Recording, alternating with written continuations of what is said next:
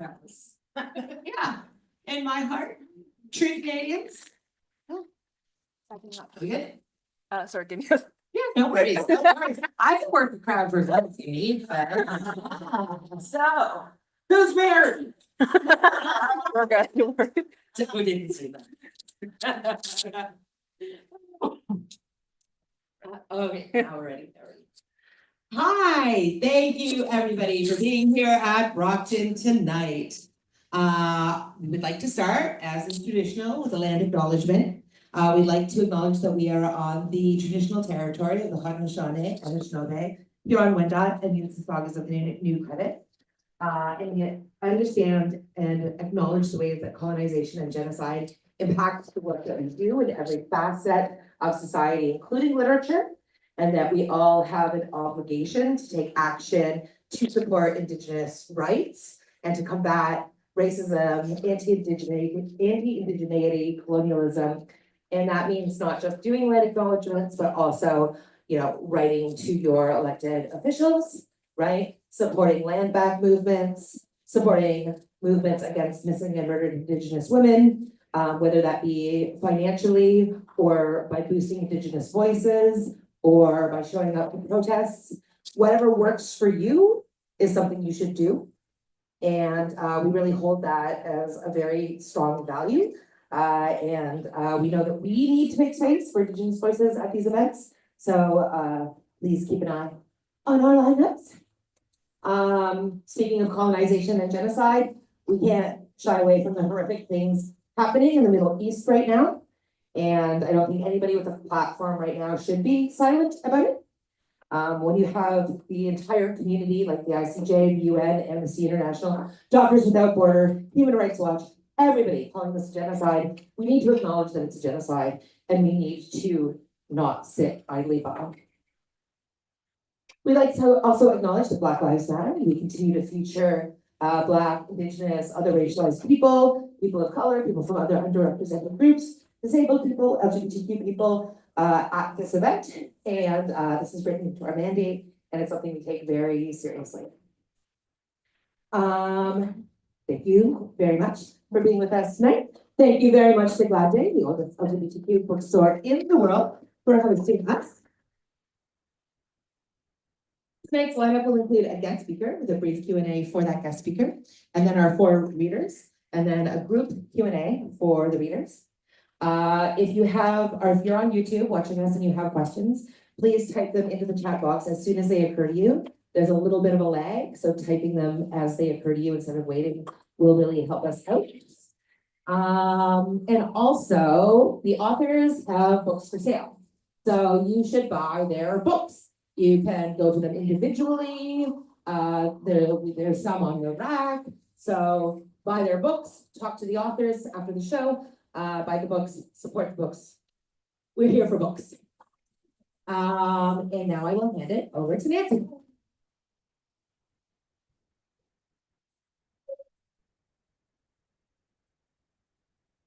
Brockton Writers Series was founded in November 2009. Which means we've been active in the Toronto literary scene for 15 years now. Our nimble Brockton volunteers are Dorianne Emerton, Hey Dong, and I'm Nancy Kilpott. We'd also like to acknowledge the contribution of Helene Crowley, who has just recently bowed out of our volunteer group. She could not be here tonight, but we do thank her for all her hard work over the past few years, and we hope that she comes back to visit us from time to time. If you're interested in joining this amazing team and getting some volunteer experience, check in with us after the readings, and we'd love to hear from you and could really use your. We would like to acknowledge with deep thanks the continued support of the Ontario Arts Council who make this series possible. Finally, our sincere thanks to you, our audience, for being here with us tonight. We are so glad you're here or tuning in. Now on to Brockton's guest speaker. Richard Scarsbrook is the author of 10 books, including Relit Award finalist The Troopers, National Post bestseller Rockets versus Gravity, and White Pine Award winner The Monkey Face Chronicles, plus dozens of stories and poems in publications such as The Guardian, the Los Angeles Times, Reed, Prairie Fire, and Descant. He'll be talking to us this evening about flash fiction. Welcome, Richard.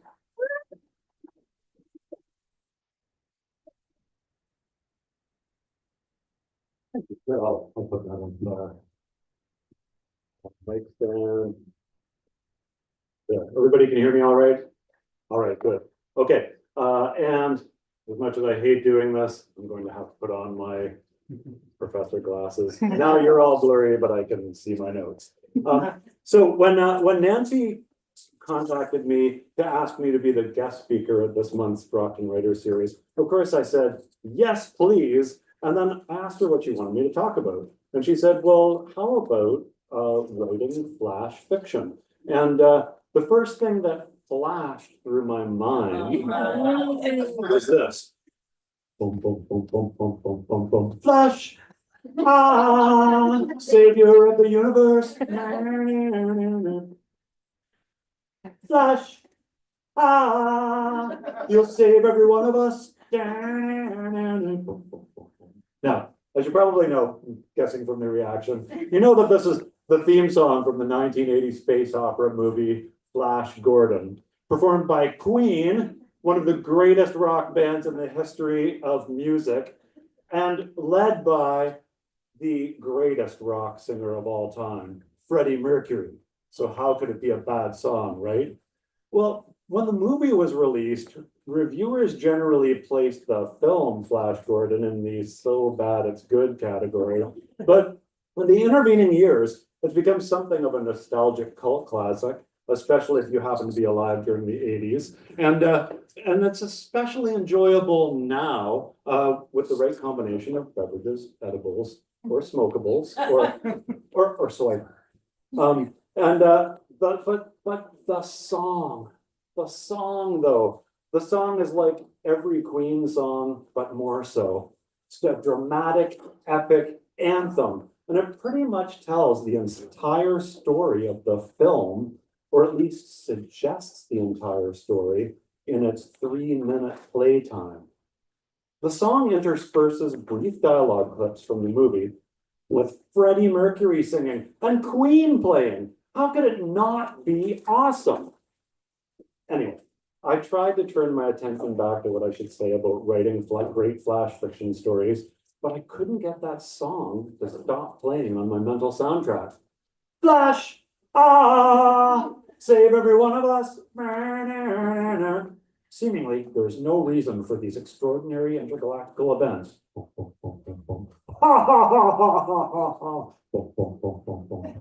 What's happening, Flash? Only Dr. Hans Zarkov, formerly of NASA, has provided any explanation. Flash! Ah! He's a miracle! This morning's unprecedented solar eclipse has no cause for alarm.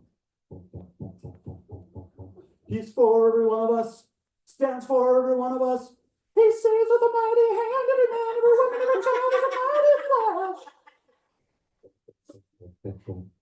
Okay, so 1 minute into this song, and the most important introductory details of the entire first act of the movie have already been established. The setting, the main character, the supporting characters, and the inciting incidents are already there. What could the next 2 minutes bring? General Gala, Flash Gordon approaching. What do you mean, Flash Gordon approaching? Open fire! All weapons! Dispatch Ajax and all. Bring back his body. Flash! Ah! Gordon's alive. Flash! Ah! He'll save every one of us. Flash, I love you, but we only have 14 hours to save the Earth. Flash! And then it hit me like a flash of lightning. This 3-minute musical version of Flash Gordon, when compared with the nearly 2-hour movie, demonstrates the incredible potential of flash fiction because it does everything that a great ultra short story should do. 1, it shows just the right details of setting, character, and plot, which combine to suggest a bigger story. 2, it evokes a strong emotional and thought-provoking response. And 3, it employs a narrative style that delivers the story in an effective way. Let's have a look at each of these in a little more detail.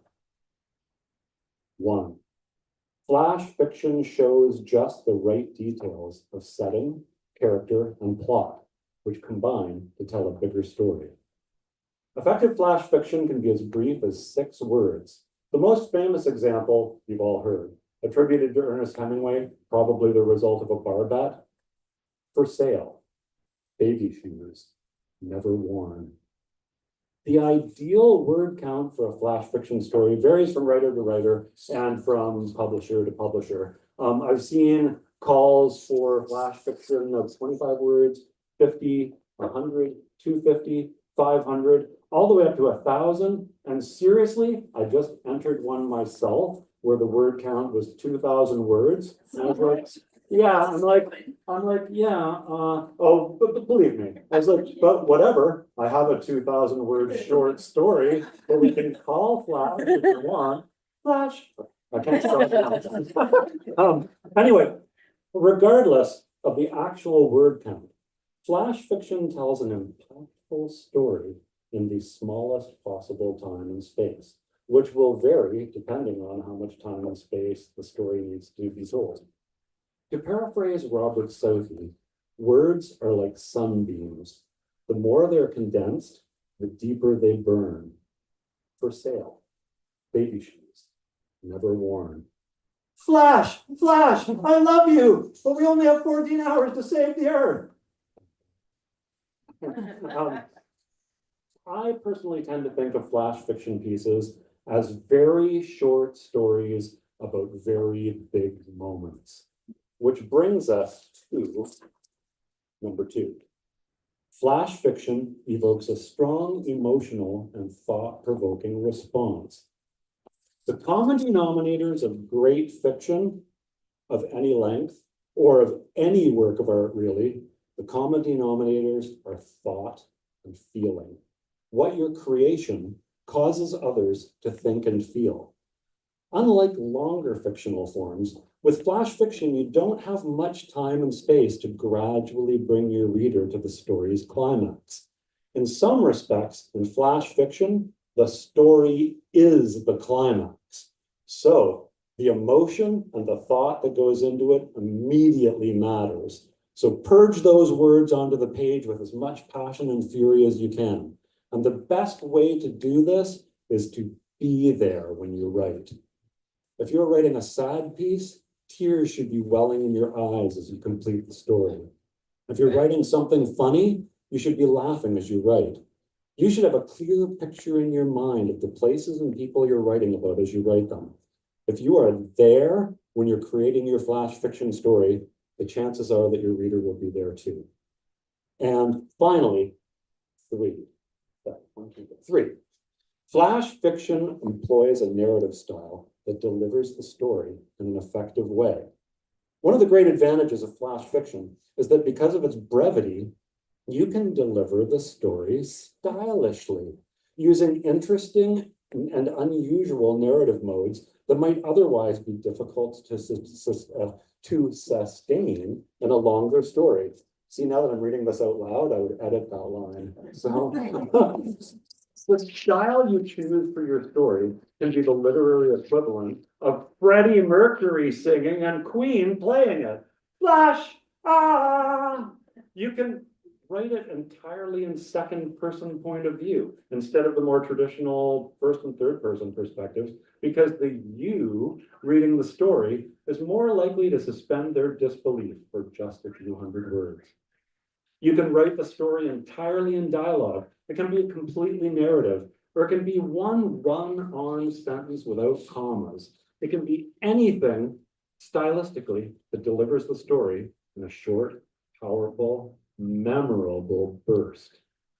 These stylistic maneuvers can be difficult to sustain in longer stories, but when it comes to presenting your small but beautiful story in the right frame, the sky's the limit with flash fiction.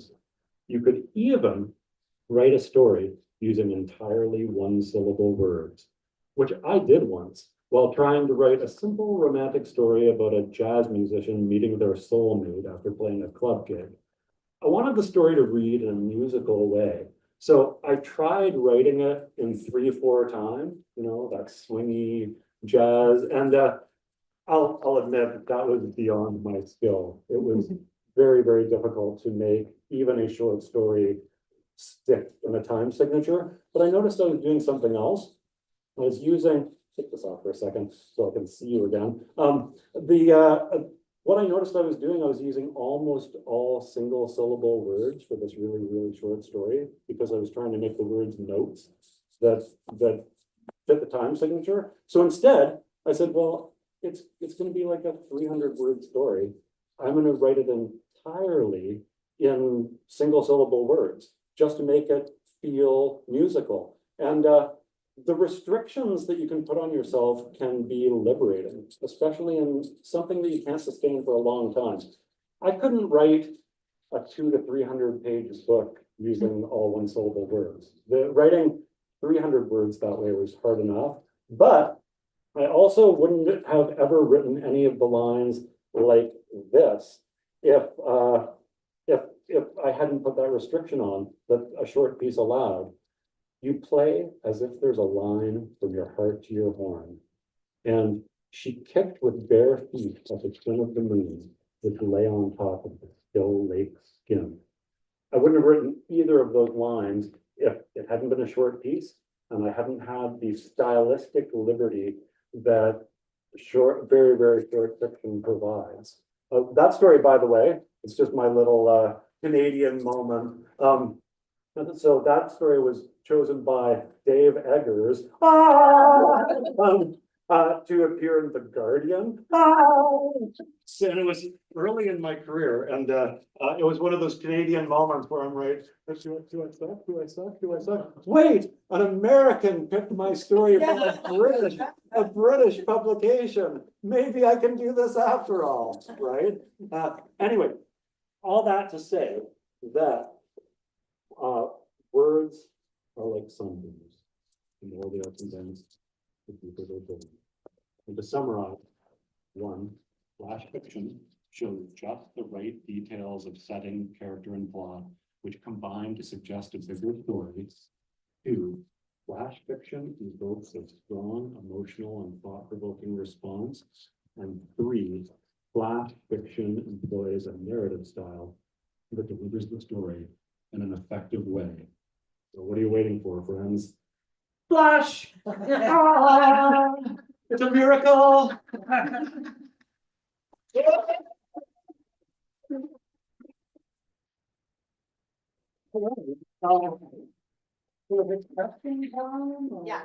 Okay. All right, do we have questions from the audience? Is this on? Yeah. How big a plot does it have to be? Is it just a movement of I don't know, how much do the characters have to change? Like what is, sometimes I read these flash fictions and they're just like still lifes, there's like a moment in time versus what has. Yeah, I hear you. So, and to begin with, that can be good enough. If a piece of flash fiction is, say it's 100 words that paints a perfect scene and next to nothing happens in it, so what? If the reader walks away saying, wow, that was beautiful. I'm glad I saw that picture that these words painted. That's perfect. That's enough. But I think flash fiction can strive to do more than that. It's funny that you asked me to do this because you could not have known this. The writing I've been doing mostly lately has been intense little flash pieces because I have a 7-year-old and my teaching load is really heavy right now. So I have time to write, like 300 intense, like a scene. For me, though, I find that it has to be a scene that goes somewhere. Even if it doesn't show you much going on, it has to suggest something that the reader carries away and thinks about. The really best short flash fiction, I think, almost always does that. That it suggests a bigger world outside of the little picture that the flash is showing.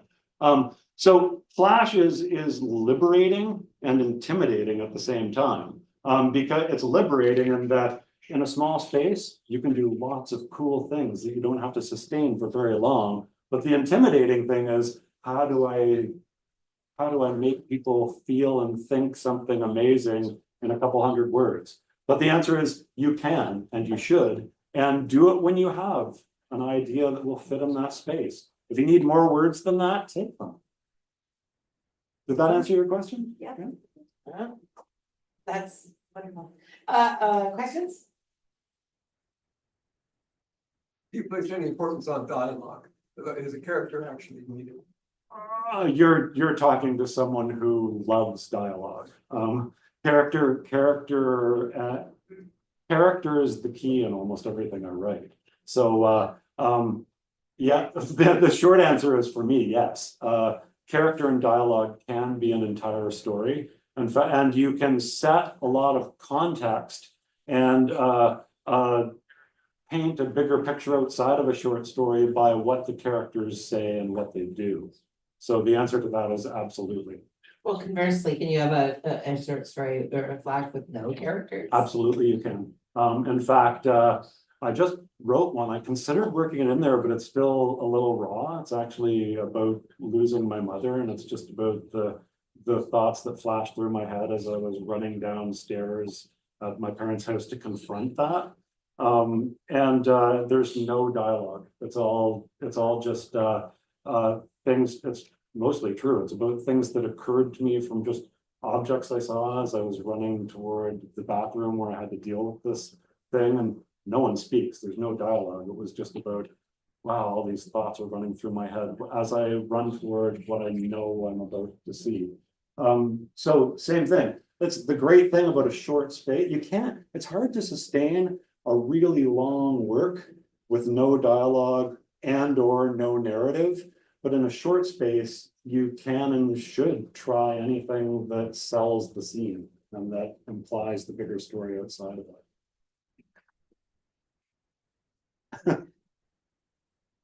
Any more questions? Anything online? Okay. Oh, One. online. I think it means that you said everything. Right? Everything you need It to was know a about perfect Brockton. presentation. Any questions? No. It's astounding. Okay, thank you very much, Richard.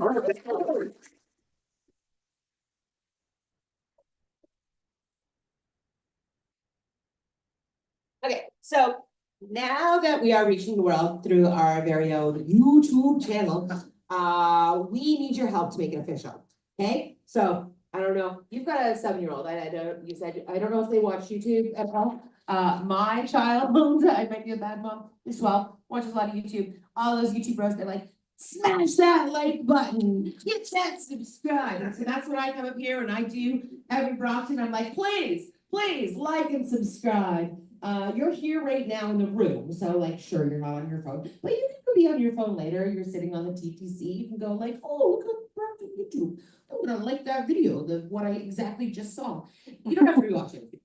And if you're on YouTube and you're watching, you should be, liking that and subscribing to us. It really helps with, algorithms run our lives. So it really helps boost us in the algorithm so more people see us.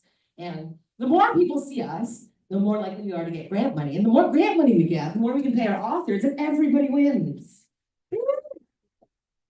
Yeah. So, also we usually hand around a pitcher, just in case people do have cash. So we will do that again. If you happen to have cash, you can throw it in the pitcher. All of our money goes to support writers, authors, literature in Ontario and Canada. Oh, yeah, that's for the amount of cash people usually carry these days, that was probably right. I'm like, can I tap that? And now for the readers. Again, for those of you at home, please type your questions into the chat as they occur to you, because there's a bit of a delay. First up, and we have Conchetta Principe. Conchetta, I'm gonna do it again, because I said it without thinking, and I was like, Conchetta Principe. Okay. Who is a sessional professor of English literature and creative writing at Trent University, and an award-winning author of 5 books of poetry, creative nonfiction and fiction. Her most recent collection of poetry, Disorder, has come out with Gordon Hill Press. She lives with a disability. Coming up.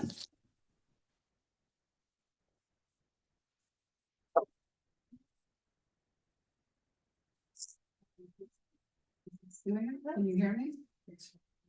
Thank you, everyone, for being here. Thank you for listening to what I'm going to read to you. This collection came together after I was diagnosed with borderline personality disorder, which was not a shock, since it kind of answered so many questions that I had been asking about myself all my life. Borderline personality disorder is quite common. Probably people like Princess Diana or Lady Di.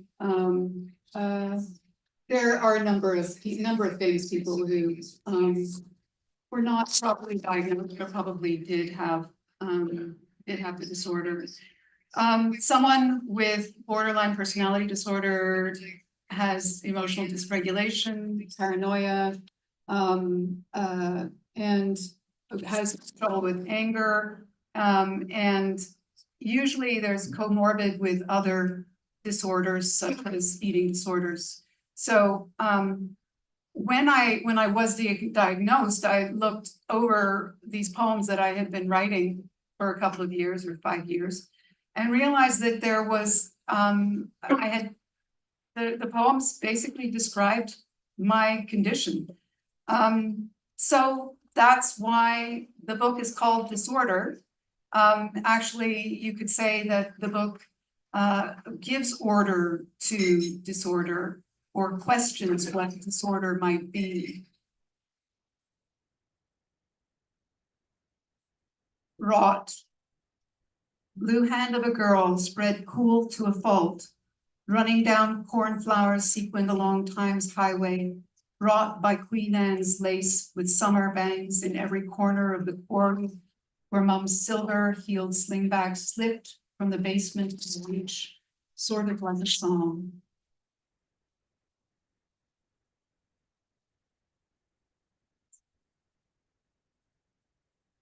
Miracles.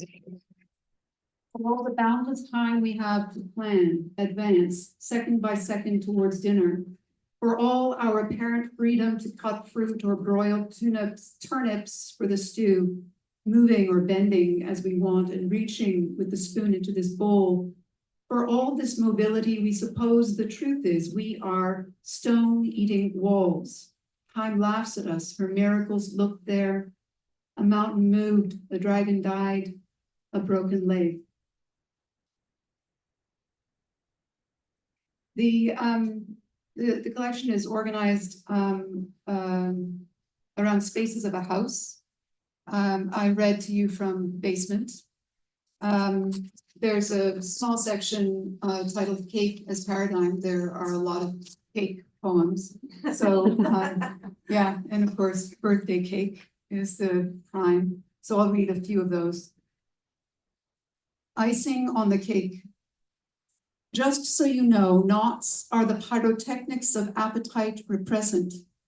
A kink in the intestine of this birthday cake wrapped in frosted lake. Fired up candles, a flambe of generations dressed with wound calories. Why not blame the complex sodiums, creams, cheese whiz, starched collars al Gaudi?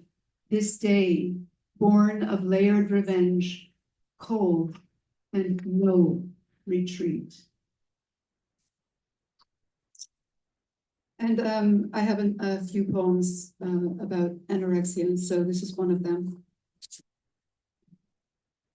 Titled Anorexia. Dirt this pitcher, dig this girth with denting of excess, the skirting, plodding, dish rag, worn chiffon or crepe, caved social storms, a pelvis, a cloak, a pose, get under, sleep in your angel food, give shame for free to the first bush growing treacle, fish cake, upside down, a birthday cake, a patty cake, late and red, lame, lone, naked life.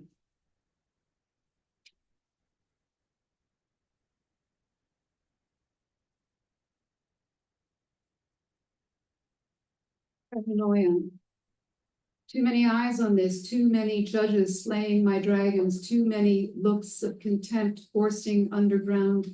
Everything you cannot read is here, undercover, desperate for oxygen, choking on my insides, much as an anorexic eats herself.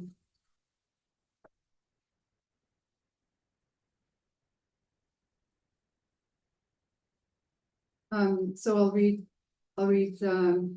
this kitchen. In the kitchen, we have anorexic. Starch the steak, pepper the park before you plate my daughter's footwear. Fluvog never tasted as good as those wedding bonbonnieres. Rutty candy wrapped in ribbon tied with thanks for your money, put on your gold shoes. Hour the minutes, then splice each second thin enough to paper cut your hand. 5 seconds is all you need.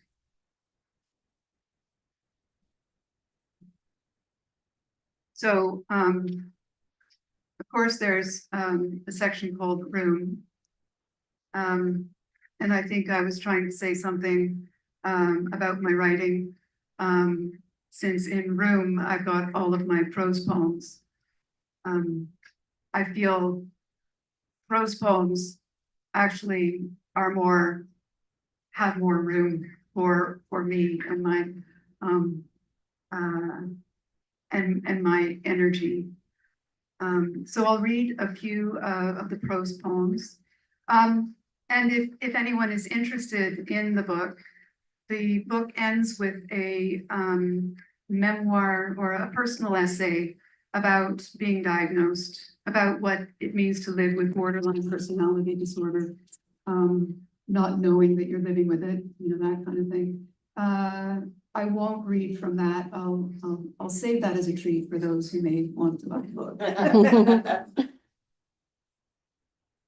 A letter to the future without snow. The snow of an urban bred, bodied and laced by vehicular coughing and streetcar bells in the atmosphere. Streets thickening with boots kneading at winter's blanket. Stalk the street just by watching it. Can you imagine? Do you have a coldness that is not black where you are? Does gravity treat your depression differently than it does for us here? Can you change the stars just by looking at them? Do you see sky in your dreams? I mean, do you dream in color, or is it all black sky, white light? Me, I dream of flying, because awake, I am so pedestrian, inching on the smart map in my hand. Get lost, never. Do you feel loss of space or lost in outer space? No star to reach in your lifetime, I suppose. We are an ant burning in the sun. I imagine you are an ancient ship in the wrong century or a boat in winter streets. I guess you can't spin your wheels the way kids do here, roaring through Cape Cod summer castles, crashing into New York towers. I guess you discard the past as arcane and the future already here. Do you have traffic jams out there? Can you spend a lifetime watching two stars collide? It must be boring after a while. What about your senses are like ours? Do you have windows? I mean, are you sensitive to the soul of the universe and the snow inside the one you love? I imagine a hill of wintered woolliness snowshoed at the blue hours, while you sleep beneath your thin thermal layers, shedding dreams of dog. Do you have dogs where you are? Do the dogs remember who they are, huskies or Samoyeds? Do you feel them yearn for home there, just as they do here, when plowing through the winter storm to the fire and food they left behind? Do you dream of fire? Can you dream at all? Me, I dream of being a future puddle holding a place in the sun, 1 foot and a leg disappearing the dark skies.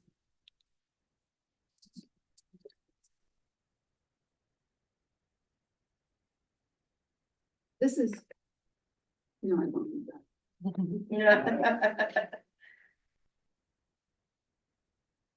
Where are your lips as you read this? Do you follow me the way my father follows English in the Globe or any newspaper mouthing the words to slow the river of letters, quietly humming as if in prayer, each vowel and phoneme and muscular silent off, like Nichols' daughter in Slaughter? What about laughter and silent tease of listening? Listen to me, or lately, knife, knife. The silent colors that collect around a field in winter. You need the horizon to know what I mean. Vast wintered fields at Downswood Hangar rising up from where the boys are playing soccer on Saturday night. The up of sky and the thick overhang of cloud. Let me say that this day is everything. That world has an up and down. It has this, let me say, is the gravity of that matter. Do you follow me? Up the down, and then down under the great hole of this pomegranate.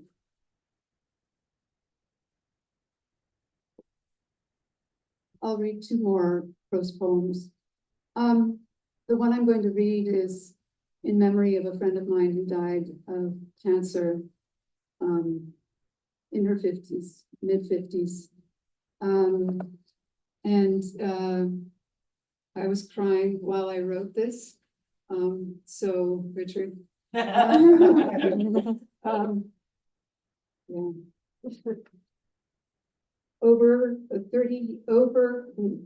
Was there ever a 30 years ago?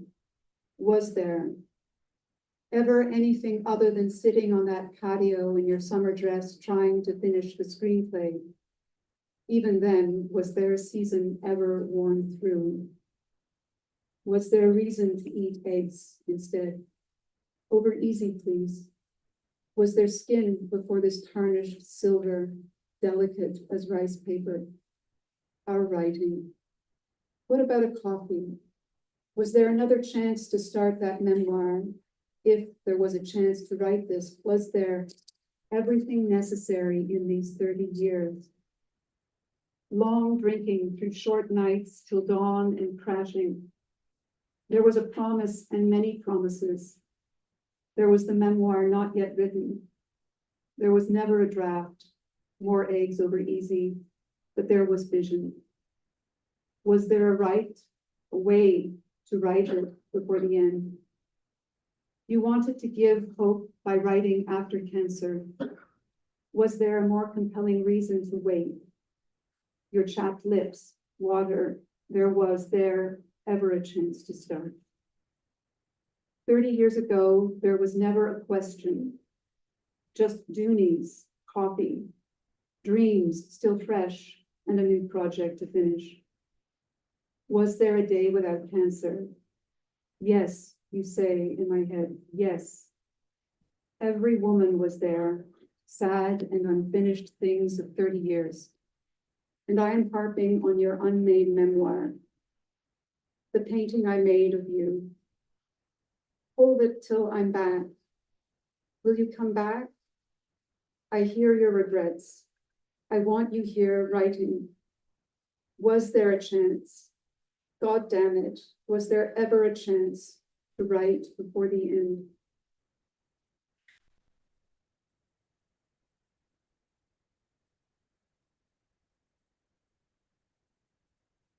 Lady Di was borderline.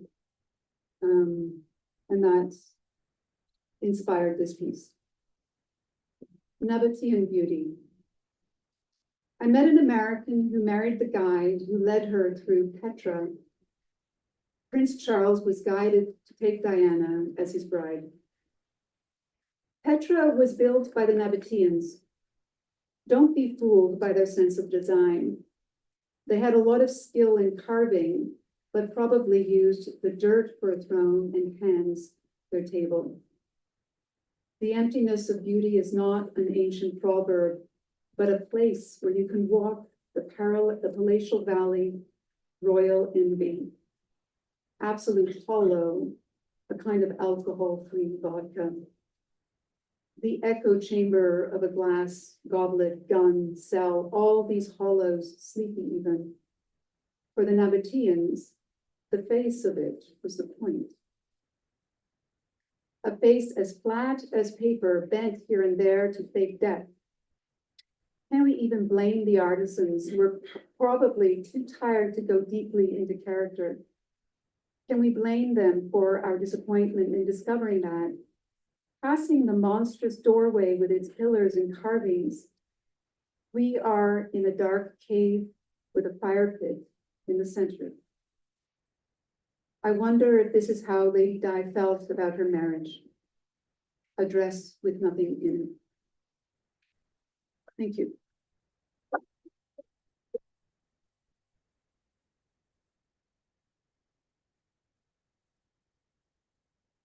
Paula Gallery is a multi-genre author living on Anishinaabe land in Ontario.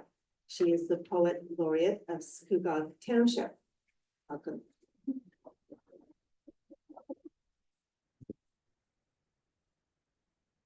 And I will be reading poetry. So you can think, buddy. So I will be reading from my collection of flash fiction published by. Richard, I don't know if I'm gonna live up to all that. I didn't really start out thinking I was gonna write flash fiction. It's called Widow Fantasies, published by Gordon Hill as well. Shout out to Gordon Hill, they're amazing. Taking a chance on a very weird little book that stemmed from me fantasizing about planning my husband's funeral. Because living in heteronormative relationships as a woman is hell. So, yeah. But I'm not going to read the title poem Widow Fantasies. Again, you can grab the book if you want to. This is not autobiographical. My husband has asked that I say that all the time. And I'm not reading the book or the story. My daughter is here. I'm not reading the story about my husband coming home and stinking up the bathroom every day after work. So that's not about him coming home and stinking up the bathroom. This is a story called Purple Bears, and it's one of my favorite stories to read. Probably because it's about my babies, but it's not about my babies because this is not autobiographical. Can you see it, baby? Your safe place? In the woods, behind the house, where the cedar trees lean towards each other and make the big tent. The boy nods. His bedside lamp glows visceral pink. Good, the mother says. Now picture you're there. The child nods again. The nod is small, obscured by his soft, worn quilt, which is pulled up to his ears, and his position. Curled onto one side, shoulders roll in. Am I alone? The boy asks quietly. Do you want me? Yes, please. He puts his thumb in his mouth. Okay, you're alone in the big tent. Now what are you doing there? Sniffing. He answers over his thumb. What do you sniff? Trees, wind. The boy pauses. Then there's a wet pop as he takes his thumb out of his mouth, and something spicy. He's losing his lisp. But buried underneath the quilt and blankets, the mother knows his elbows are still wrapped in layers of baby fat, like a succulent, precious scrub. The boy breathes deep, and the air filling his lungs pushes against his ribs. He shudders, eyes squeezing shut. The blood in his mother's ears begins to pulse. Her eyes fill red. She lifts a hand to caress his hurt, but stops, her hand hovering. Instead, her fingers find the boy's hair, an abundance of milkweed floss exploding from his head. The mother swallows and steadies her voice. She repeats, "Your safe place, baby. Are you still there?" The boy says nothing. She continues, "Can you still smell the cedar? Feel the roots under your feet?" A whisper, "Yes, Mom." "Can you still see the little spears of sun poking through the cedar boughs?" A nod. "Here, no one can find you unless you want them to. No one can touch you. Because you're amazing, baby. You're magical and you can be anything. So what do you want to be?" "A bear," the boy says shyly. The mother can see a ripple, the beginning of a smile in the corner of the boy's mouth. "A bear, how wonderful. Are you a black bear, a grizzly bear, a sun bear?" "I'm a purple bear." "A purple bear, magnificent. And what do purple bears do on sunny days under the big tent?" "They sleep." The little boy's smile deepens and spreads to the other side of his mouth. "I love a good sleep too." The boy rolls onto his back, taking a moment to measure the pain before continuing. "Purple bears also like to play with their friends." He says this from beneath fistfuls of quilt, which he's clutched in his hands and pulled up to his chin. In the nimbus of the lamp, they're drifting in the belly of a peony. "And Mama," the boy uses one finger to motion her down to him. She inhales the sweet apple scent of his bubble bath. Purple bears are kind and strong, but they don't push smaller bears at recess. They don't stomp and stomp on them until they cry. The boy puts a small hand on his mother's cheek. "Does that sound right? Is that what purple bears should do?" The mother rests her forehead on the boy's and closes her eyes tight. She sees the boy on his back in the schoolyard, his blue and yellow spring jacket streaked with mud and his arms over his face. The bigger kid is standing over him, foot raised. She pictures a purple bear emerging from the tree line at the edge of the schoolyard. The bear's coat is shaggy, caked with mud and reeking of death. Now charging across the field. Now eyes glowing crimson. Now teeth bared and sinking into the bigger kid's flesh. Now gulping throatful after throatful of warm blood and shaking until he's perfectly, satisfyingly limp. The mother wets her lips. "Yes, baby." She nuzzled her nose against the boy's cheek. That's exactly what a purple bear should do.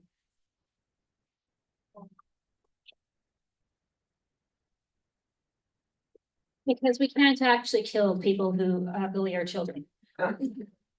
Even if we want to. And we're not supposed to admit that we want to harm other people's kids who bully our children, so make it into a story.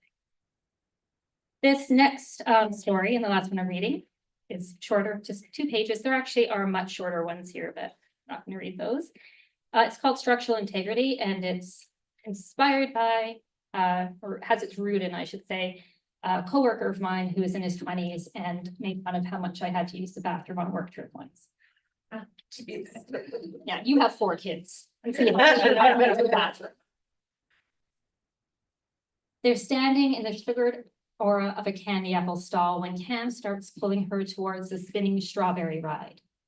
"It's just a little further," he tugs. "Come on, Helen, we can make out in the very wink wink." And the kid is irresistible when he looks at her like that, like a guy who masturbated for the first time in his uncle's garage to a pinup of Cindy Crawford. You know, wholesome. And not a kid at all, Helen reminds herself. He's 23. Cam tugs at Helen again. Usually she'd be into the pretense of this struggle, but she has to pee. Has had to since they arrived over an hour ago. At the livestock exhibition, watching the pigs release warm piss in their mucky pens was agony. But on their first date, Cam teased her about how many times she left to use the bathroom. "Worse than my mom," he said, and grinned so broad Helen thought his face would break. She doesn't know how old he thinks she is. But he likes her legs, says they look more amazing in person than in her profile pictures. So she wore shorts today, baby pink shorts, a lollipop red tee, and big black sunnies. Cam tugs her hand, but she doesn't budge. He steps closer. "I promise you'll like it," he whispers, and the heat of his breath on her neck makes her feel like she's going to explode.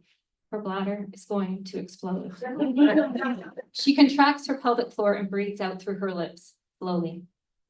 Last year, Helen's doctor said the reason she has to pee so often is because of decreasing estrogen levels, a perimenopause symptom. Declining estrogen causes the structures around the pelvic organs to weaken. Weak pelvic structures, Helen blurted out. I've never even had kids. Not carrying children isn't going to spare you all the inconveniences of living in a female body, the doctor explained. Just some. Cam tightens his grip and starts walking backwards, pulling Helen to the ride. Oh, no, no, no, no, Helen pleads, but Cam's face-breaking grin is back, and she knows he thinks this is a game. That's what boys his age play, games. This is what girls his age do, dig their heels into the dirt and swat at the boys with their vegan leather shoulder bags. Helen swats, Helen tries to pull back, her flip-flop feet sliding in the dirt. Over Cam's shoulder, she notices the strawberry ride is running.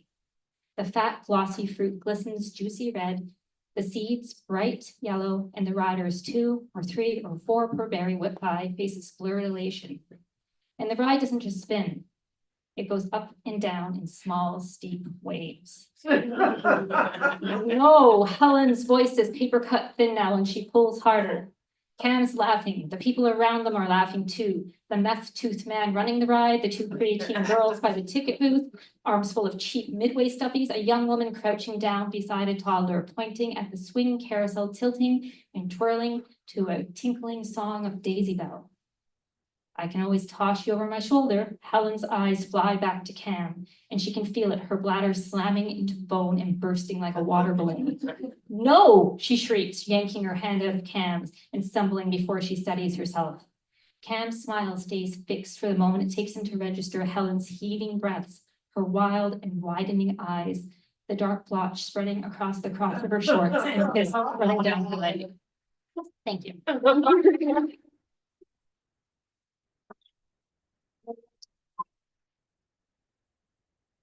Oh my, oh my. So I love drawing like the connections between what's going on, right? So we had a presentation about Flash.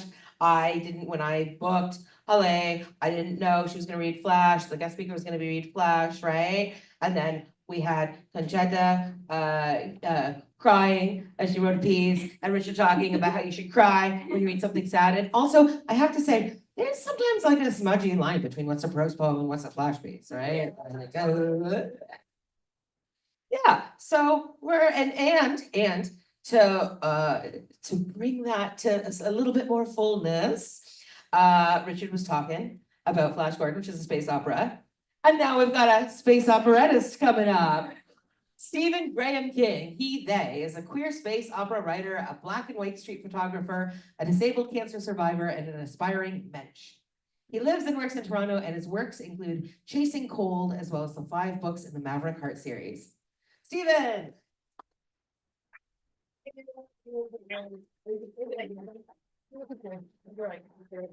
I think so. Yep, that's good. I probably just talk loud anyway. All the theater training. Yes, I am known for the Maverick Heart books, which are all available on the shelf behind me, arranged prettily.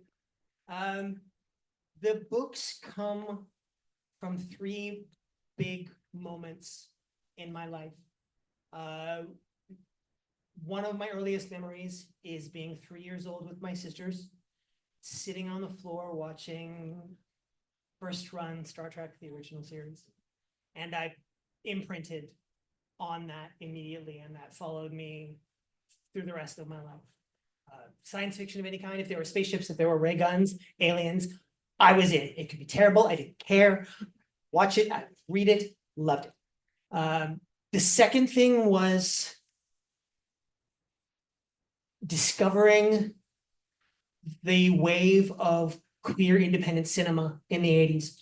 So movies like My Beautiful Laundrette, or Parting Glances, or Desert Hearts, things like that. The times that we got to tell our own stories and not be the villain and not be tragic and not die at the end. And then the third thing was becoming disabled after having not been disabled when I was younger. So all of those things all went into creating a merry band of space adventurers who always end up saving the world and kind of enjoy it, even though they complain about it. And their sentient spaceship, who is the smartest spaceship in the room. I'm going to read you a couple of scenes from the beginning of The Infinite Heist, which is the newest book in the series. Just to give you a feel for what it is. So,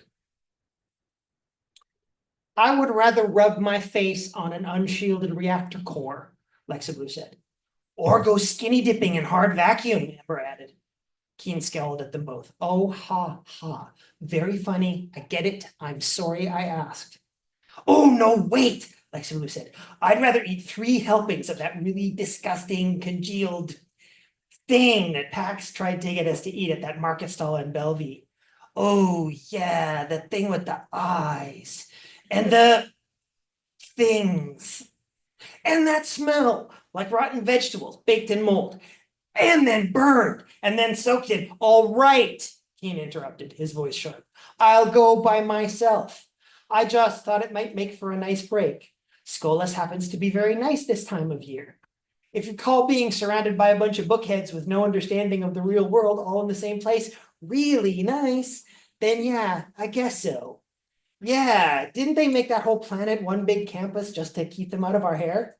Keen walked away from them both. Fine, lesson learned. See, you learned something new and you didn't even have to leave the ship. You're both awful, the Maverick Heart said. He's been waiting for this conference for months. Oh, relax, junk pile. It's all in fun. He knows that. She leaned back from the quizzling board and stretched, cat-like, then ran a hand through the jagged crop of her blue-black hair. The light of the holographic game pieces glinted off the ebony sensor gem, where her right eye had once been, stark against the warm sandy tone of her skin. The vertical scar was stark and white. I don't know, he seemed upset. Leave it be, Squib. I've known him a lot longer than you have. He'll be fine. Besides, we have a game to finish. She leaned forward over the tiers of the board again, already contemplating her next move. And I'm winning. You owe me 3 pressure suit inspections and 2 of my dinner-making shifts. Are you sure that's winning? You've tasted my cooking. I'll take it if it means I beat your ass. They played 4 more times, and Ember won back 2 of his shipboard chores, which he realized was the best he was likely to get. It was only then that he had noticed that Keen hadn't returned to the lounge. Okay, I'm out. Come on, Squib, you could still win the rest. 1 more hand. No chance. I managed to save a little bit of face. That's enough for me. Spoil sport. Hearing her grumble behind him, he headed aft. He found Keen in their quarters, seated on the edge of the bed. He immediately saw that Keen's eyes were open but glazed over, unseeing, a telltale sign that he was using the access node embedded in his brain to connect to know-it-all. Longtime users of the still high-end tech got that weird, unseeing expression whenever they used their nodes. Ember entered the room quietly, figuring Keen was making final arrangements for his trip, or perhaps just reading some new tech journal with news about the latest advancements. The thought of the old familiar habit made him smile. Not wanting to disturb Keen for fear of aggravating any lingering tensions over their teasing, he busied himself while he waited for Keen to finish whatever he was occupied with. He emptied the laundry cabinet, folding and putting each item away with precise care. Hey, it was my turn to do that. I'm not keeping score. He hung the last ship suit in the closet and came back to sit beside Keen. All set? Yep, room booked, and I've got a seat on one of the shuttles running attendees from Hub to the conference. But I thought we weren't due on Hub until 2 days before the conference, at least a week and a half travel time from Hub to Skolas. Yes, if I was going by interspace. Skolas has a gate now. Ah, that makes sense. I had no idea Sindel and her team were that far along in the implementation. Ember smiled at the memory of the whole gatecrasher incident, something he could do now that time had allowed him to heal. Now that he'd found Malika again, his old partner in crime. Literal crime, as they had been running grifts on wheels when they'd gotten caught up in the whole mess. They'd been dragged along with the Maverick Heart crew to defend the first stable wormhole generating station, the prototype for those that were springing up around more and more worlds, and it had fractured their friendship until they'd finally found each other again. He looked at Keen and saw, what, longing? There was something there in the expression, something only he might have noticed. I'm sorry if we pushed your buttons back there. No, I'm sorry. Keen leaned into Ember's shoulder and brought his hand up to touch his sleek silvery hair. The strands slipping through his fingers like soft metallic threads, and the rich amber tone of Ember's skin seemed fair next to his. It's not like we don't joke about that all the time anyway. So what's different? Keen was silent a moment, and Ember watched him search for the words he wanted to say. Ember knew that look as Keen sorted his thoughts, ordering them as neatly and precisely as the gizmos and repairs he always had his hands in. I love being here. I love being here with you, Lexa Blue, and Brick. It's a hell of a good life, despite the constant life-threatening danger. Yeah, in spite of all that. This has been my home for a long time, and you're my family. But we don't speak your language. Yes, Keen said, the word an exhalation of relief at Ember's once again sharp understanding of the human mind. This conference is an opportunity to just let the tech junkie part of me out to run free, dig into it and share with people who get it, who can keep up with me and push me to think new things. Then why did you ask us to go along? I don't know. I guess I'm just used to thinking of us as a unit. I can't remember the last time I did something on my own. It's probably the last time your life wasn't in danger. Does seem to be a bit of a pattern for us, doesn't it? It does, but at least it keeps us from getting boring. That, my little thief, is something we will never be. Though I sometimes wonder what it would be like if we were. Well, considering this conference you're going to, you get to be as boring as you want, Ember said, ducking out of the way before Keen could shove him off the bed. This little scene just happens a little bit later. Sindel Kestra dropped into the seat of her two-person pod, exhausted from a long day of meetings with the implementation team at the Weaver's Willow Gate. Everything was on schedule and the new gate was fully operational and ready for public use. All the final test flights had gone exceptionally well, and some of the highest performing results of any particular site so far. And she'd gone over everything herself to ensure nothing had been missed. It had gone so well that she was leaving a day ahead of schedule. She hadn't even let her second-in-command Hetri know she was coming home. Maybe I can have a night to myself. One thing that had become abundantly clear to her on this trip was that the schedule was wearing on her. As much as she trusted her teams, she never let any gate come online until she had reviewed all the final testing data and given the okay herself. And with the continuing pressure from the Pan-Galactic Council to forge ahead and link all of the member worlds to the gate network, the mountain of information she was responsible for was constantly growing. Not to mention the toll it took on her personal life. The thought of Lexa Blue made her chest constrict. They hadn't seen each other in months. Enough! There was nothing to be gained by going down that path, not now. With the yawning black hole of her schedule sucking in all light from her surroundings, there didn't seem to be much she could do about it. With more force than she intended, she stabbed the comm and opened a channel to the hangar deck's controller. This is Pod 37 requesting departure clearance and gate transit confirmation. Clearance granted, and your transit coordinates are locked in for the transition to hub. A glance at the pod's control interface confirmed her simple parabolic course from the bay to the gate's glide path was set and ready for her, requiring no actual piloting on her part. Which is the good thing, considering kind of how bad a pilot I am. She touched the limited intelligence pilot's activator, and the metal ball of the pod lifted from the deck of the hangar, then flowed smoothly forward. The atmospheric field flashed as she passed through it, and then the pod was on its way. There was nothing to do but sit back and enjoy the ride. Despite the number of gates she had supervised and visited, this never got old. The pod arced out from the bay and the massive gate station's rim into the glittering studded black. She felt only the slightest inertial pull as the pod shifted course for gate transition. The station that had been a flat ring now seemed perched up on it. No up, no down. The reminder of the vast, directionless void of space sent a chill down her spine. The LI jockeyed her pod into final position, dead center of the sheet of milky opalescent energy that stretched across the gate's mouth, awaiting the final signal to open the stable wormhole at its heart. Pod 37 in position, Sindel said, leaning forward in her seat in anticipation. Gate energies at maximum, destination coordinates ping back clear, the controller said. Whenever you're ready, Director. The pod glided slowly forward, and Sindel thought of getting to sleep in her own bed again as the universe turned white. High above the surface of Hub, the gate flared to life, and the tiny pod exited the wormhole on a perfectly set trajectory to the complex that housed the main research locus for the gate project. the very same location it had set out from early that morning. Pod 37 descended through the drifting clouds over the complex, homing in on its base. With exacting precision, it located its landing berth, sending a ping to the complex's AI that it required charging, and receiving a reminder from the AI that its routine maintenance cycle was only days away. Accepting this information, the pod's pilot positioned the pod precisely over the landing pad and dropped to the surface.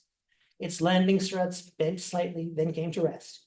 One final release of heat from the atmospheric friction as a puff of steam, and the pod's hatch folded open. As its engines cycled down, Pod 37 sat in silence, its hatch open, but there was no one aboard.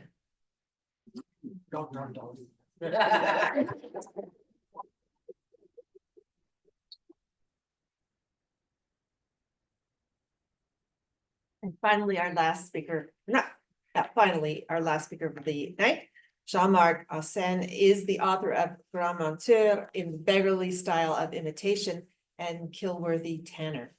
His writing has appeared in Maclean's, The Globe and Mail, Literary Hub, Hazlitt, the Comics Journal, and the Toronto Star.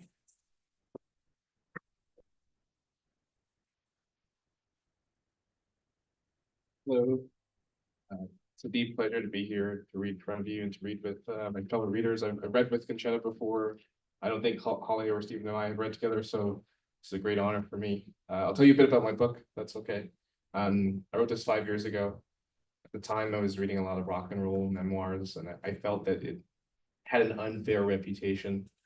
They weren't regarded as literature, and I think there were books that I was reading that was maybe pushing the envelope about what could be considered literature. So I was reading things like Richard Hell's I Dreamed I Was a Clean Tramp, Edie Ramone's Lobotomy, and then Zoe Howe and Celeste Bell did a book called Dayglow about polystyrene, who's Celeste's mother. And that was incredible. It was a mix of memoir, found letters, and it portrayed this harrowing but honest picture of mental health because polystyrene, I believe, was schizophrenic, and Celeste was put in a foster system. So all those things were floating in my mind, and I thought that, you know, it's an unfair bedraggled reputation that, you know, rock and roll in literature can't be elevated. So even though it's written in a low style, I think those things were in my head that, you know, there's no reason why something that's entertaining can't also, I don't know, maybe please the reader, but maybe hit certain, you know, literary check marks. I'm going to read from the beginning of the book, which is about,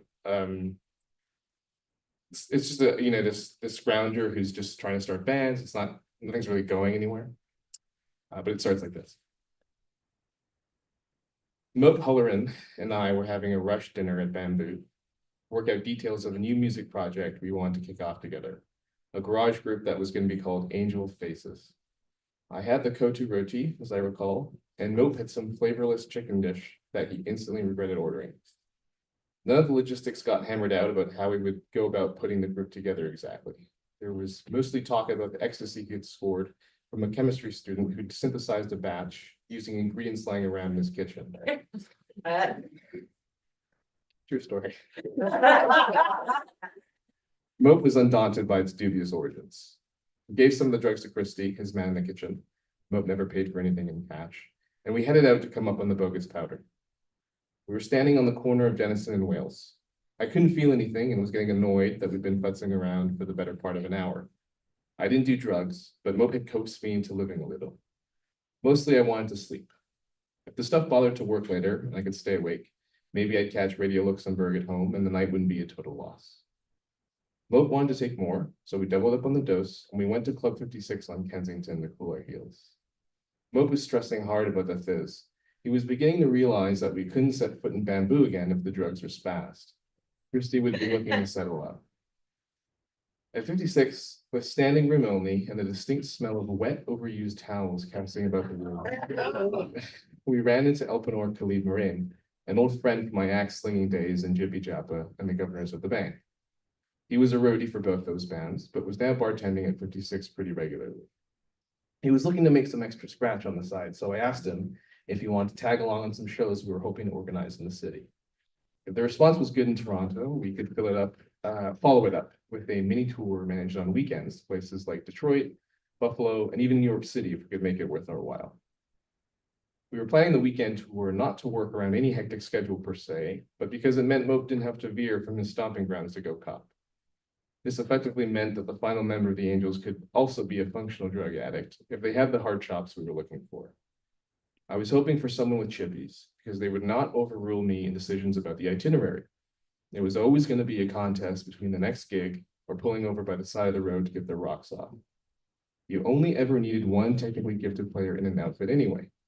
Mope was the individual around whom everyone else coalesced. But seeing as I would be indulging his nastier habits, I needed this final piece of the puzzle to be a ticking clock of a player. The plan was that we would do 3 or 4 originals and plump up the rest of the set with sped up blues covers. Earl Hooker, Boyd Gilmore, maybe some freakbeat numbers for good measure. A fastidious kind of roadie, who doesn't need the money real bad, is usually the least optimal situation in these kinds of cases. And it will all come down to whether they can stand to hear the same tunes day in, day out, whether you butcher them or not. Who else is in the band? Elpenor asked. Mope and me. That's it so far. No manager, no extra cut. Why don't I tech and play drums for you? Save you some hassle. That's easy enough. I thought I had the next 6 months of my life lined up. Things went pear-shaped almost immediately. Alpador never showed up to rehearsals and he stopped answering his phone. Mope and I went to his ramshackle apartment in Little Tibet, where his sister told us he'd gone to hiding from his ex-girlfriend who was trying to get child support out of him. I didn't even know he had children, but Elp was very cagey about his life before coming out. Mope wanted to find someone else, but I had become incredibly superstitious and was inclined to look at the loss of a band member as a disturbing omen worth complying with. I'm just gonna read one more short piece. It jumps ahead a couple of years, and the main character, Jono, he's no longer making music, he's writing books, and he's kind of ingratiated himself with a group of other writers, and they're going on a book tour in New York. I was having a nap in the van, but luckily Elpenor, in the front seat looking over the maps for the next day's drive, poked his head out at the first sign of trouble. I came to after he had barreled out the driver's seat, screaming, "Hey, cocksucker, lay off!" Just as I was opening the side door, all 195 pounds of his body flew into the van, hurling me backward. I was frantically putting my boots on and managed to get out the door just as Elpenor was getting socked in the face. I clambered out and I headbutted the bouncer in the legs. I managed to uppercut him in the ass a few times. He made coleslaw out of Elpenor and me, and we never did get to read at the Turtle Club. The last thing I remember was Kill scaling the loud's back and digging her 2-inch kitten heels into his spine. She had a pointed ring on her right hand that had the faintest hint of a jagged edge on its tip. It was a flaw in the design, but Kill had sharpened it with a nail file. The dagger end was about as long as a half of a thumbtack's pin, which she often used to cut up clumpy cocaine with. She was slashing at the back of the bouncer's neck with this ring blade that she called her anti-woo. I was lucky to escape with only a few bruises. The owner had broken up the fight and told us we weren't welcome there. We never saw our booking fee again. We sent Gash, who had been nosing around a Rite Aid, looking to steal some health supplements while the fracas was happening, inside the club to settle accounts in any way he deemed appropriate. He claims he took a shit in the men's sink, picked up a piece of nightstool in his hands, and wrote translassitude all over the mirrors with it. Then he racked up a big tab of Chanticleer cocktails, got loaded, and left the server's entrance without paying. It was ludicrous enough, so we called it a day. Thank you.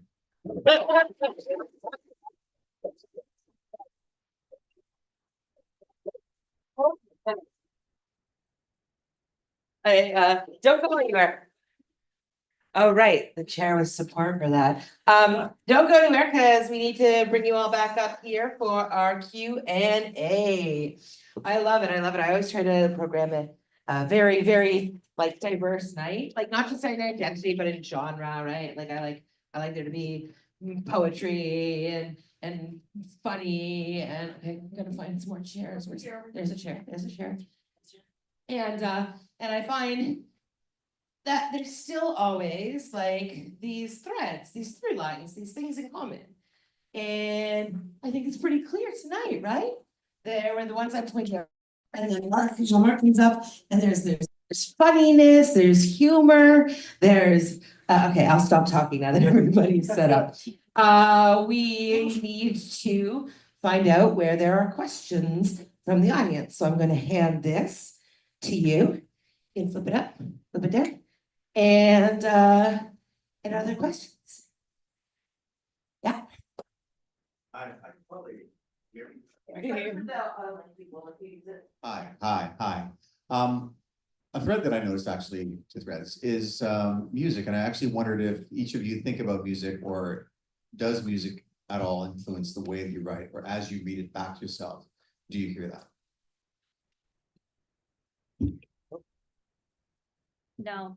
Yeah, no, but I probably should.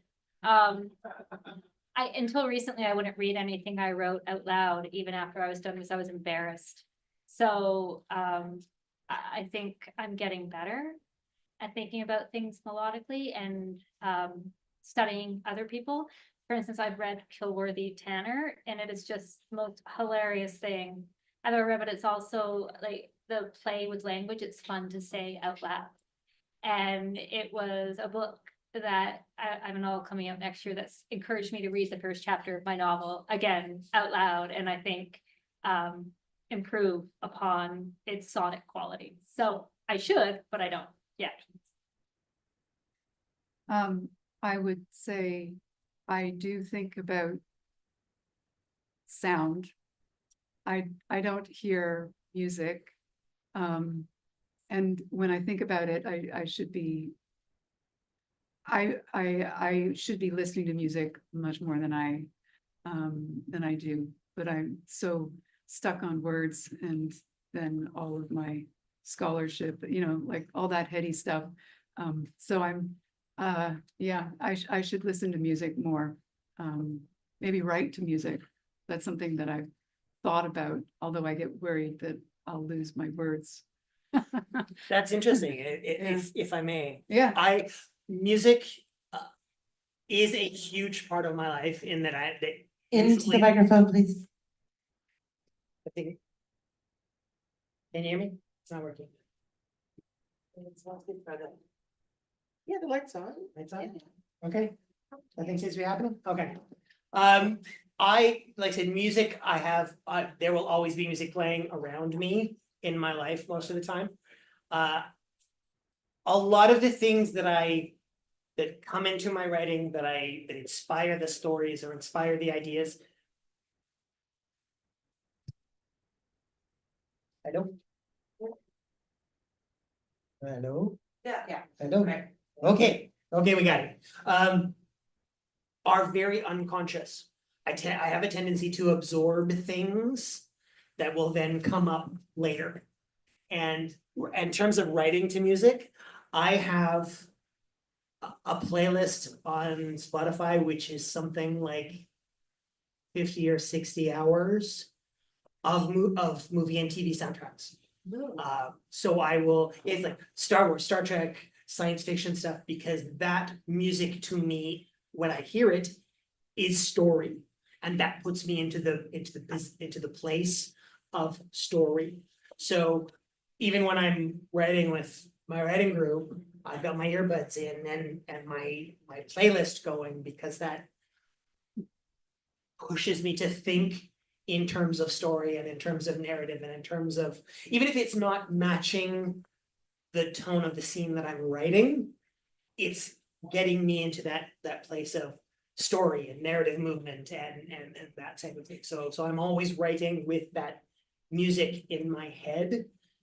And so it's not a conscious influence in terms of how I construct the sentences and the narrative, but it's always there as an urge, if that makes sense. Yes. Yeah, mine is really loud. I was gonna say, Jean-Marc, you lost or something. Should I wait for the adjustment to be made or on the sound board? Oh, okay. Yeah. I used to make music. I haven't really since the pandemic. I think the last show was February 2020. So we did a gig right before lockdown. But I don't think it consciously anyway, it doesn't really factor in. Like I think as writers, we're always thinking about like meter and flow, but I think it's a bit different because with music, if you're writing lyrics setting to music, you have like a through line to follow. Whereas with writing, you just kind of, you're in the woods and it's just happening, right? So, yeah, I don't know if there's bearing, I guess is what I'm trying to say, on what I used to do years ago and my writing practice. But I'm sure there's overlap. Right? If you're an interdisciplinary artist, I'm sure there's a lot of overlap.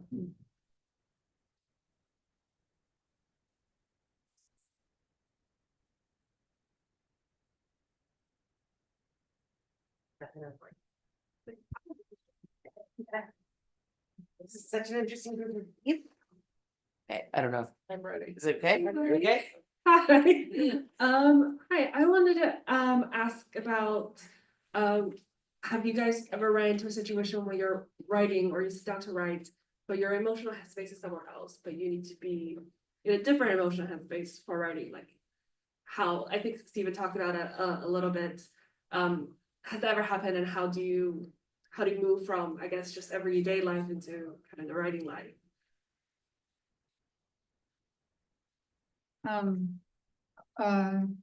I don't write every day, and I write when I'm inspired.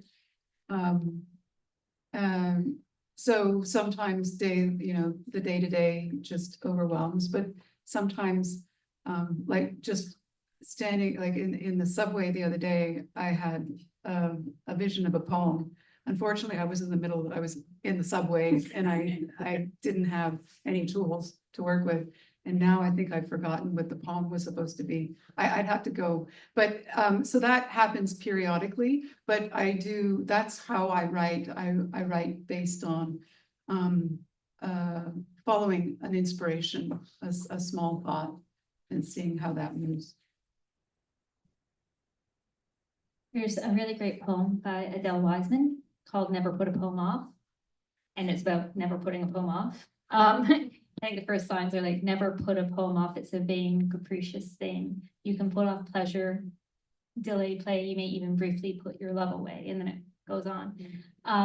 But it's just a very short poem. And I mean, I have 4 kids and dogs and cats and a house that's always falling apart and a partner around there somewhere and a full-time job. And I mean, I don't look at writing as inspiration. I think if I want to get it done, I just sit down and do it.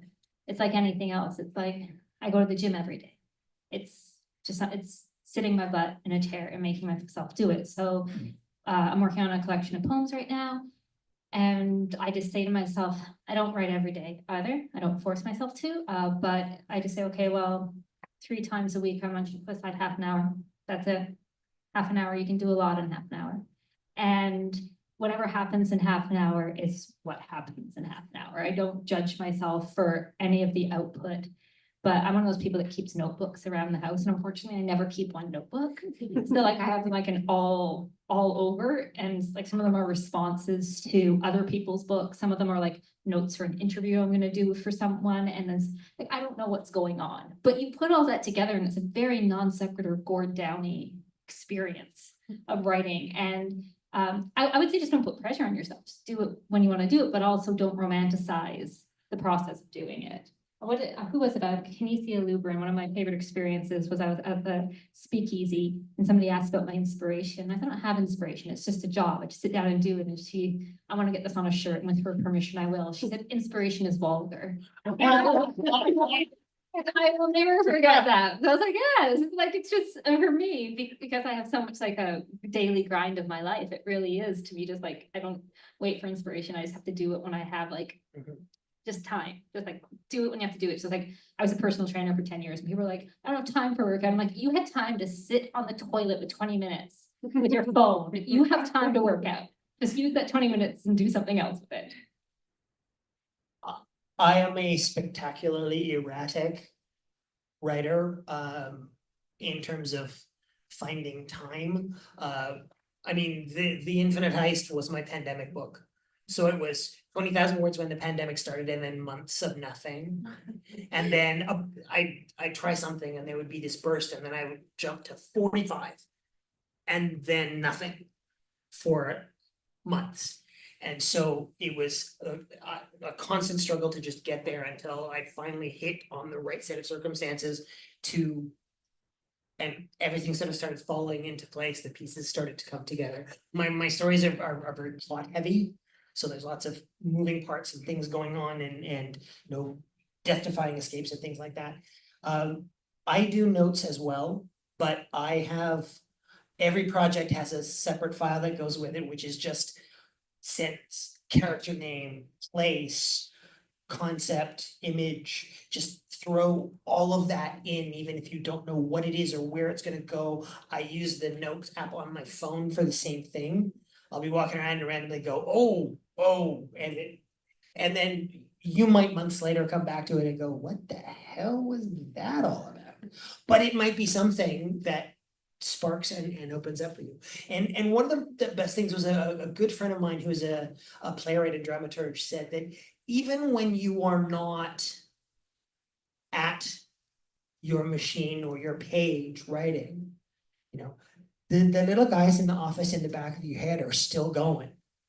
You know, and invariably I will find I'll be going, I have no idea, what am I doing, where am I going, oh. And I mean, usually it's just as I'm getting into bed and trying to get to sleep, but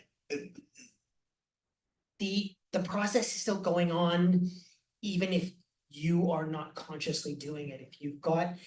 If you let those pieces happen and have faith that it's gonna come, then it can be a less regular thing. But I mean, everybody's process is different. Some people are regular, every day, X amount of time, but no process is going to work the same way or to the same extent for everyone, unfortunately, so.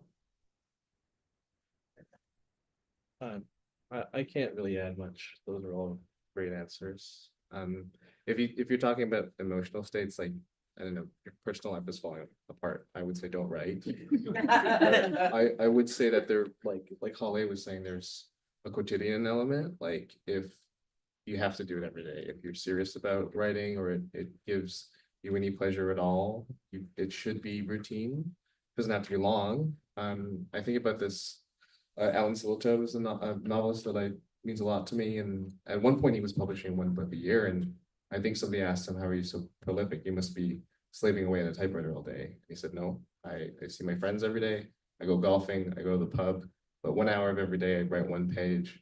And at the end of the year, I have a book. So I felt that was a really, like, you can still have your cake and eat it too, is what I'm saying. So I think, but if you make that effort to do it every day, I think it will open a lot of doors for you. Thank you. One page a day, but when do you edit it? You've talked about writing full-length fiction and short fiction and flash. Do you find moving between those easy or difficult? And does learning how to write flash help you write longer form? Oh. I think I'm a poet first, and I think that makes everything else easy. Because like you're already dealing with the most distilled version of anything. And so writing flash fiction, well, my first book was a memoir. And so that was like a selection of personal essays on mixed race mental illness. I have OCD, addiction, eating disorders. I did not lose the genetic lottery, as you have said, there's comorbidities between these diseases. So that was that, but I was always a poet first. And then so when I tried to write fiction, I thought, okay, well, flash fiction, Richard, you said something about having young kids at home. Like I have 4 young kids at home and a husband who wouldn't make his own doctor's appointment. So I was angry, so I wrote this. That's where this came from. He's accepted it. We've been married 16 years now, it's over. But yeah, I thought, okay, well, I'm gonna try flash because this is the easiest thing to do while I'm so busy. And then when I handed that into Gordon Hill, Luke said to me, I'd like to see what you can do. I'd love to see what you could do with a longer form based on this. And growing up in a really traditional Islamic family, which was very patriarchal centered, I felt like I was being challenged by a man, which automatically went, I'll show you. So and over the course of 6 months, I finished a novel very, very quickly because I felt, and Luke in no way, shape or form was challenging me. That's just how I internalized a very innocent remark on his part. So I wrote this novel. But a very good writer friend of mine, Lucy Black, who writes incredible historical fiction and very research, like she has binders of research for historical fiction. I said, I don't know what I'm doing. I can't write this. And she said, do an outline. I was like, no, that sounds like hell. That sounds like math somehow. Like, I was like, I don't want to do an outline. She's like, just do a damn outline. It can be as sparse as you want, but do an outline. So I did the outline, and because I knew where I was going, all I had to do was write towards that end. So it made writing the novel really easy. And my novel's actually like over 50,000 words, which was super hard. It's entirely narrated by a sock puppet. But like, so it's definitely me. Like I tried to write a really smutty commercial book, you know, like Netflix, here I am. And like, I could not write it. I ended up writing something narrated by a sock puppet. So I really just think it's honoring yourself and your process and whatever that is. But there's different ways that I get into every single form. Like with poetry, it's just the most organic, easy thing for me to do. And then with fiction, it was a bit of a, and personal essays are pretty easy too. Like everything's poetry, I think. Like I think all writers should read poetry. I think everyone would be better if they read, every writer of every genre would be better if they read poetry. There's my poet laureate for everybody. But yeah, Actually obligated to say that, Yeah, right? yeah. So Scoob won't pay her. yeah, exactly. Any more questions? Anything from online, Faye? Okay, great. We will end off with our traditional Brockton Writers Series question then. However, we are not running over. We've got lots of time after in the venue if you want to hobnob with our writers and once again, buy their books. Yes, so our traditional end of Brockton question is, can you recommend us, ideally one, just one book that you have read, ideally recently, that you think we should all read? Something more specific than just poetry. A book, ideally one, because sometimes people are just like, well, everything written by so-and-so, my favorite writer. Ideally that you've read recently, whether it was published recently or not. We want your book recommendations. I've been thinking a lot about Camilla Gradova, who's now in the UK, but she had a book come out called The Coiled Serpent, which are kind of speculative and horror inflected. Very good, easily my favorite thing that I read new last year. And also Paige Cooper's Solitude, which was nominated for the Giller a couple of years ago, but that's also short story collection, very good. I think Jeff Vandermeer blurbed it, so if you like Jeff Vandermeer, you'll like Paige. But those are the two that come to mind. I have to think about it. Was the qualification new, or could it be? Ideally that you've read recently. Oh, I've read recently. Yeah. Okay, Through the Sad Woods Our Corpses Will Hang by Eva Famari, so woo, Iranian writers. It's published by Guernica Editions in 2017. It was translated into French, then nominated for a Governor General's Award last year, I think. And it is absolutely stunning. I mean, that title, Through the Sad Woods Our Corpses Will Hang. I mean, it was translated into German. It's been optioned for a film. I'm not sure what's happened from it, but it's really a powerful book about a woman on trial about to be executed for the alleged murder of her mother. And she is not a reliable narrator of her own life, but she is also the most reliable narrator of her own life and her own experience. And it is absolutely gorgeous. There's lines in it like, in the story that is life, the beginning and the end infinitely changed places. And it's just like goosebumps, beautiful. And the cover is really creepy and I love it. I actually, if I had to pull up my phone and look at my Goodreads list because I suddenly went blank on everything I've been reading for the last 6 months. But the two that I have read recently, Black Heart Man by Nalo Hopkinson, which is stunning. It's spec fic, but very Caribbean influence. It's one of those books where I had to keep running to the internet to check to see whether the words and terminology she was using were real or made up. But she's taken elements of Caribbean culture and modified them and turned them into this fictional world, and it's just lovely. The other one that I just finished was The Ministry of Time by Kelly Ann Bradley, which was fantastically innovative take on time machines and time travel. And what it means on a personal level, and it was lovely. Little sad, but lovely. Yeah, and I don't have something to work with to check the author's name. The title is Tomorrow and Tomorrow and Tomorrow. Okay, who wrote it? What's her name? Well, that book blew me away. It's a novel about two people who get together and build a gaming world, games upon games, a company that sells games. And yeah, what's the author's name? Gabrielle Zevin. Gabrielle Zevin. Yeah. It's emotionally very deep. It's so deep, actually. Like I was crying, crying out almost at every chapter. Really, it's a beautiful book. Yeah. Thank you. Thank you all so much. Can we all give one last hand to our authors?